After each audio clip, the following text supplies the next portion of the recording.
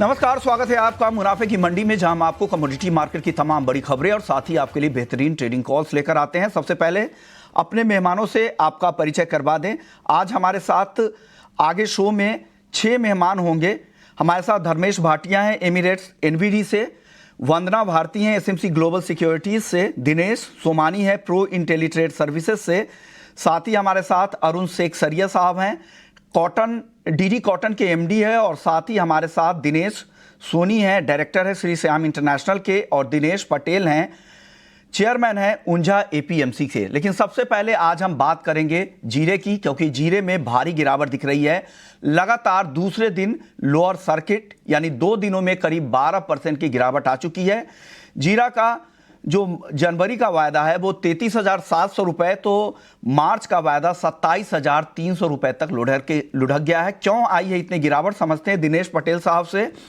दिनेश जी, क्या हो गया है जीरे में लगातार इतनी गिरावट, ग्राउंड पर क्या हो रहा है? कि गत साल जीरा का उत्पादन बहुत कम था, इसकी वजह से भाव इतने बढ़े थे। सबको लगता था कि नई सीजन शुरू होने तक यहाँ पर जीरा बचेगा नहीं ज्यादा, लेकिन बीच में चाइना से यहाँ पर इंपोर्ट करीबन 700 कंटेनर, मतलब कि 2.5-3 लाख बैग का इंपोर्ट हुआ, और 1 महीने तक यहाँ से एक्सपोर्ट भी पूरा न के बराबर था। इसकी वजह से बाजार में सबको अभी जो माल बचा है सबको निकल जाना है। इस साल जीरे में बम्पर क्रॉप है, क्रॉप परिक्रम गत साल से 2 गुना क्रॉप है, और 1 महीना का बाकी है सीजन में। अभी फरवरी एंड में नया जीरा आएगा, तो सबको अभी माल बेच के फ्री हो जाना है। अभी जो माल बेच रहे हैं उसको मुनाफा है ही। लास्ट ईयर जो भाव थे करीबन 5500 के ऊपर के, तो सबको ये भाव में निकल के जो पुराना माल निकालना है, इसकी वजह से काफी गिरावट है। कि सर ऊंझा में क्या भाव क्या चल रहे हैं, मंडियों में किस तरह के भाव है जीरे के फिलहाल? ऊंझा में अभी समझो कि 300 रुपया जो कच्चा माल है 300 रुपया के आजू बाजू में।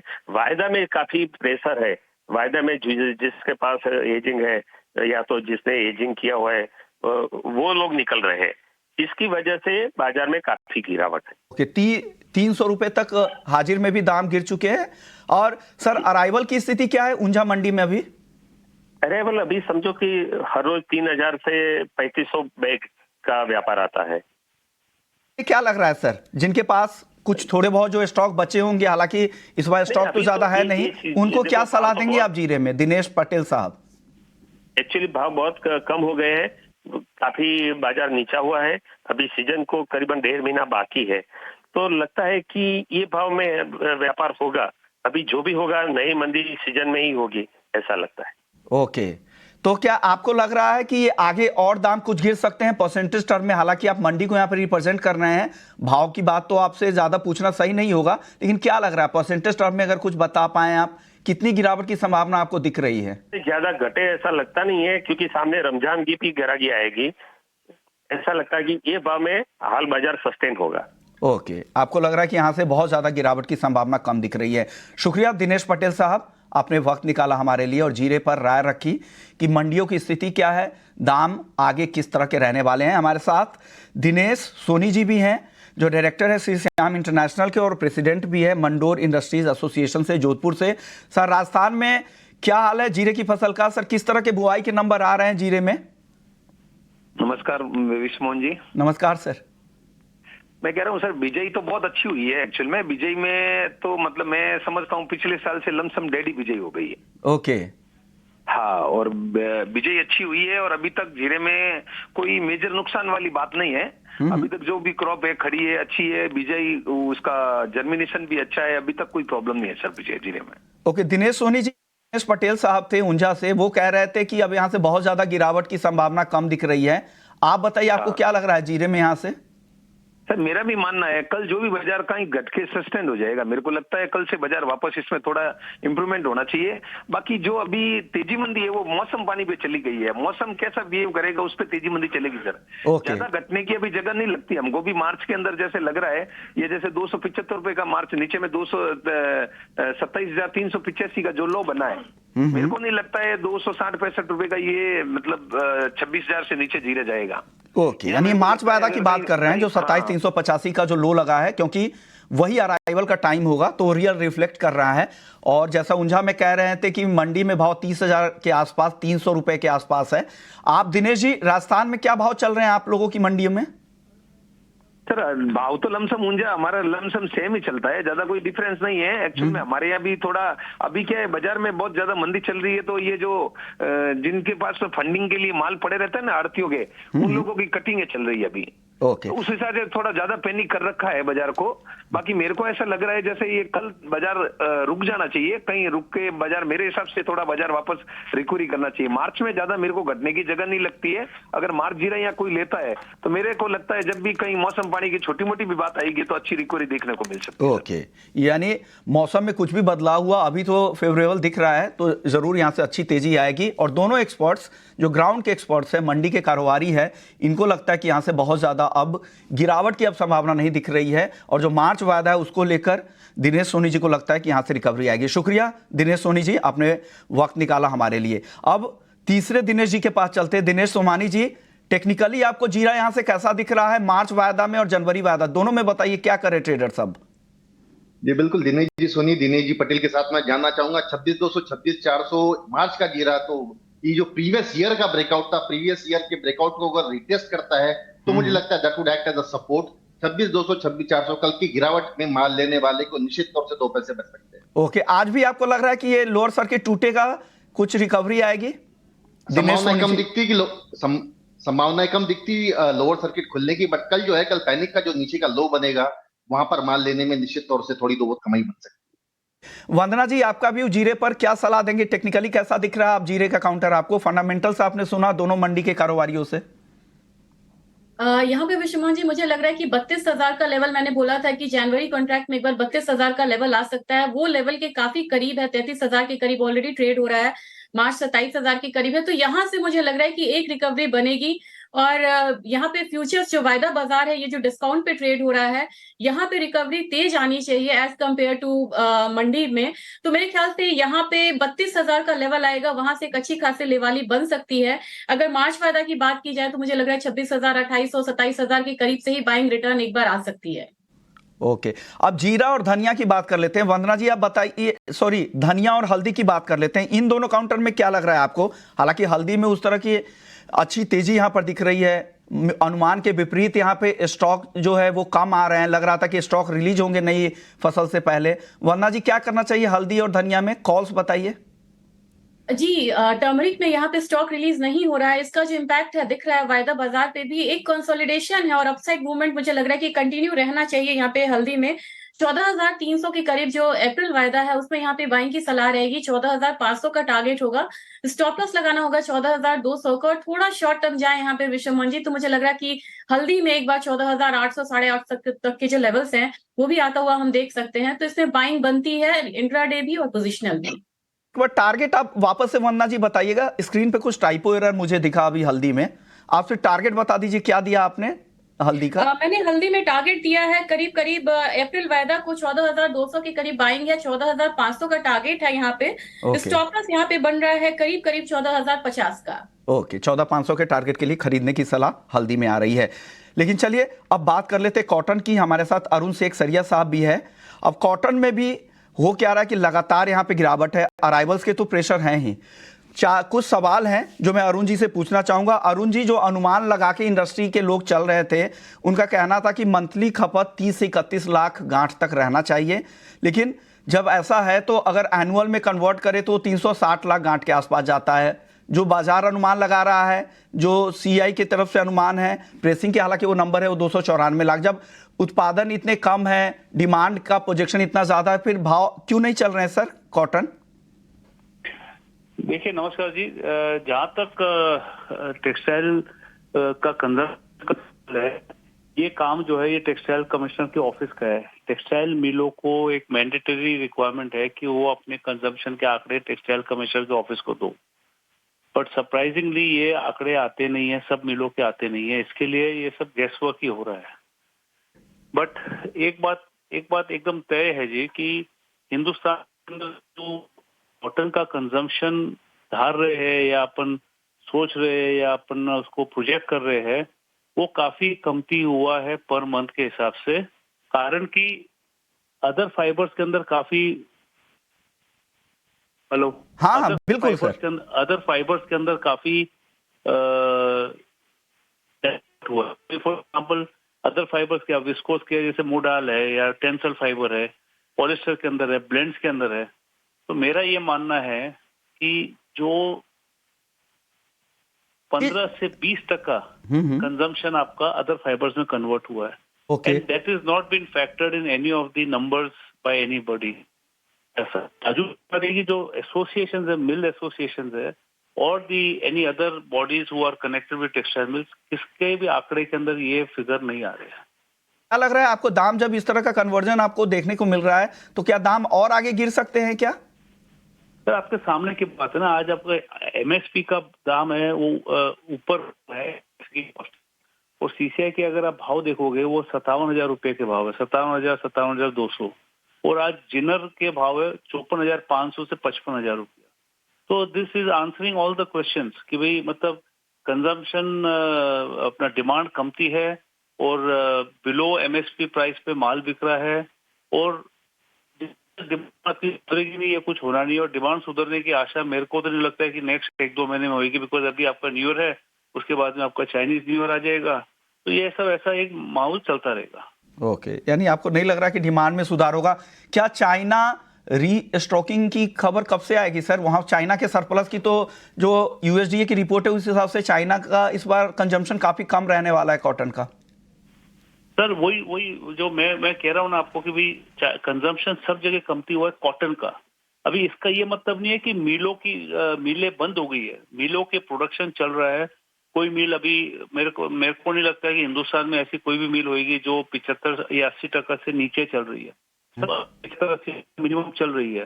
तो अगर आपने टोटल कंजम्पशन भी देखेंगे तो टोटल कंजम्पशन के हिसाब से भी आंकड़े पूरे हैं, बट उसमें कॉटन कितना है वो देखने के बाद है। चाइना में भी यही मसला है कि आज चाइना के अंदर भी there are other fibres are going in a very big वे।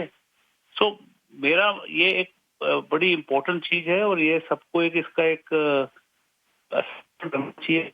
हम लोग तो कर ही रहे हैं, बट बाकी लोग को भी सबको करना चाहिए कि भी अदर फाइबर्स में कितना डाइवर्ट हुआ है, और वो अदर फाइबर्स वापस कॉटन में आने की संभावना बहुत कमती है। प्रिया अरुण जी, आपने वक्त निकाला, कॉटन मार्केट के हालात को समझाया कि स्थिति क्या है, क्यों नहीं कॉटन का मार्केट चल रहा है, क्यों तेजी ये नहीं आ रही है। चलिए अब जाते जाते एक सवाल दिनेश जी छोटा जवाब दीजिएगा ग्वार पर। वक्त है ब्रेक का, उससे पहले ग्वार पे आप बता दीजिए कि ग्वार सीड ग्वारगम में क्या करें। आज का जो ओपनिंग है वहां से रिकवरी आ रही है, कल भी हमने कुछ दबाव देखा था ऊपरी लेवल पे, आज फिर से रिकवरी की कोशिश हो रही है। क्या लग रहा है ग्वार सीड ग्वारगम में दिन के दौरान? जी, पिछले 3 दिनों में देखा तो उसमें वॉल्यूम थोड़ा सा अच्छा इजाफा देखने को मिल रहा है और निचले लेवल से 300 रुपए का उछाला आकर 100 रुपए का एक करेक्टिव फेज आया है। 5500-5510 की गुआर लेने में कोई हर्ष नजर नहीं आती है। मुझे लगता है आने वाले समय में 5650 का लेवल इसमें 3 दिनों के आसपास देखने मिल सकता है। 5425 का इसमें स्टॉप लॉस मेंटेन किया जा सकता है। ओके, तो खरीदारी की सलाह 5536 से लेके 5485 के लेवल में, और टारगेट 5650 5740 का है। इस ट्रेड में आपको 5425 का स्टॉप लॉस करते हैं। गोल्ड और सिल्वर की 63,265 पे फिलहाल एमसीएक्स पर गोल्ड, और चांदी 75,150 के ऊपर है। तेजी दिख रही है दोनों ही काउंटर में। धर्मेश जी, क्या करना चाहिए गोल्ड और सिल्वर में आज? देखिए, सोने की बात करें तो सोने में कंटिन्यूसली मैं शो पे कह रहा हूँ कि यहाँ पे तेजी बरकरार, मार्केट अभी भी काफी फर्म है, स्पेशली जैसे जिस तरह इंटरेस्ट रेट घटने की बात है नेक्स्ट ईयर में, तो ये बेली कर्व चेंज होगा और गोल्ड में यहाँ पे काफी अच्छी तूल मिल सकती है। तो मैं सलाह दूंगा निवेशकों को जो शॉर्ट टर्म से लेके मीडियम टर्म है इसमें निवेश करके चले। नो डाउट वॉल्यूम काफी कम है, बट अगले साल के लिए मार्केट में काफी अच्छी तेजी देखने मिल सकती है। मैं करंट लेवल पे भी आपको सलाह दूंगा बाय करने की। 63,000 के स्टॉप लॉस से इमीडिएट टारगेट 63,600 का होगा। पोजिशनली मैं एक्सपेक्ट करता हूं कि ये 2024 65-66,000 के लेवल्स आपको दिखा सकता है। तो यहाँ पे मीडियम टू लॉन्ग टर्म भी आप निवेश करके चल सकते हैं सोने में। ओके, वंदना जी, आप क्या सलाह दे रही हैं गोल्ड और सिल्वर दोनों ही काउंटर में? बाइंग की सलाह रहेगी विश्वमोहन जी। डॉलर इंडेक्स यहाँ पे लगातार नीचे जा रहा है। 104 के 0.4 के करीब मुझे लग रहा है कि फॉल आ सकता है डॉलर इंडेक्स में 100.4 के करीब। तो यहाँ पे गोल्ड में यहाँ पे बाइंग की सलाह रहेगी। 63,250 के करीब बाइंग करनी है। 63,550 का टारगेट होगा। स्टॉप लॉस यहाँ पे लगाना होगा 63,150 का। मुझे लग रहा है कि एक पॉज, शॉर्ट टर्म पॉज देखने को मिल सकता है 63,550 के करीब। अगर सिल्वर की बात की जाए तो यहाँ पे भी थोड़ी सी बाइंग यहाँ पे रहेगी। कंफर्मेशन के बाद ही यहाँ पे बाई करना है। 75,350 के करीब बाइंग की सलाह रहेगी। 75,800 का टारगेट रहेगा। स्टॉप लॉस यहाँ पे लगाना होगा 75,100 के करीब का। ओके, यानी कॉल में कोई दिक्कत नहीं है अब तक, बिल्कुल सिमिलर कॉल दोनों एक्सपर्ट्स की। दिनेश जी, सहमत है आप भी गोल्ड सिल्वर में खरीदारी करें आज? बिल्कुल, गोल्ड में 100% सहमत हूँ कि 63,200 का जो लेवल है एक अच्छा बेस बना रहा है। 63,200 के आसपास बाय करना चाहिए। 63,600 का इसमें लक्ष्य देखा जा सकता है और 62,030,40 का आप स्टॉप लॉस मेंटेन कर सकते हो। गोल्ड मुझे ज्यादा स्ट्रांग लगता है कंपेयर टू सिल्वर, तो मुझे लगता है कि गोल्ड पे बेट करना चाहिए। सिल्वर थोड़ा सा होल्ड करना चाहिए। अब इसमें मोमेंटम थोड़ा बहुत ज्यादा नहीं है, एक रेंज बाउंड एक्टिविटी है, तो avoid silver, buy gold. Okay, Dharmesh ji, crude और नेचुरल गैस इन दोनों काउंटर में आज के लिए सलाह? देखिए, कच्चे तेल में मैं अभी भी काफी बुलिश हूँ। मैं एक्सपेक्ट करता हूँ कि तेजी यहाँ पे बरकरार रहेगी। इनफैक्ट पिछले हफ्ते भी मैंने कहा था कि मार्केट में यहाँ पे कहीं ना कहीं से न्यूज आएगा, ठंडी का माहौल है और प्राइस ट्रिगर होगा, और यही हुआ। प्राइस में अच्छी खासी तेजी, ऑलमोस्ट $2 की तेजी देखने मिली है। मैं एक्सपेक्ट करता हूँ कि ये तेजी बरकरार रह सकती है और प्राइस यहाँ से अराउंड 6,400 से लेकर 6,450 के टारगेट के लिए जा सकता है। पोजिशनली $81 के लेवल आपको देखने मिल सकते हैं। अगर 2024 इंटरेस्ट रेट कम होगा तो इकोनॉमी रिवाइव होगी, और जब इकोनॉमी रिवाइव होगी तो बेस मेटल और एनर्जी में इसमें काफी ज्यादा योगदान रहेगा। ओपेक अपनी प्रोडक्शन कट कर करके प्राइस को स्टेबल कर रहे हैं, और 2024 के लिए मार्केट में मैं कच्चे तेल में काफी बुलिश हूं। मैं एक्सपेक्ट करता हूं कि तेजी यहाँ पे काफी आ सकती है। तो मैं रेकमेंड करूंगा निवेशकों को कि आप फेब्रुअरी कॉन्ट्रैक्ट भी लेके चल सकते हैं। इंट्राडे 100-150 रुपए की तेजी आ सकती है। पोजिशनली 6,700 से 6,800 के लेवल्स आपको देखने मिल सकते हैं। ओके, और नेचुरल गैस के लिए क्या टारगेट है? देखिए, नेचुरल गैस काफी चंचल कमोडिटी है, इसकी वोलेटिलिटी काफी ज्यादा हाई है। सीजनल रेंज है 205 के लेवल पे आप बाय करके चल सकते हैं। स्ट्रिक्ट स्टॉप लॉस 200 का मेंटेन करें, क्योंकि यहाँ पे बिना स्टॉप लॉस में नेचुरल गैस में ट्रेड ना करें, क्योंकि ये दोनों साइड मूव होता है। और अपसाइड 220 225 के टारगेट के लिए आप होल्ड कर सकते हैं।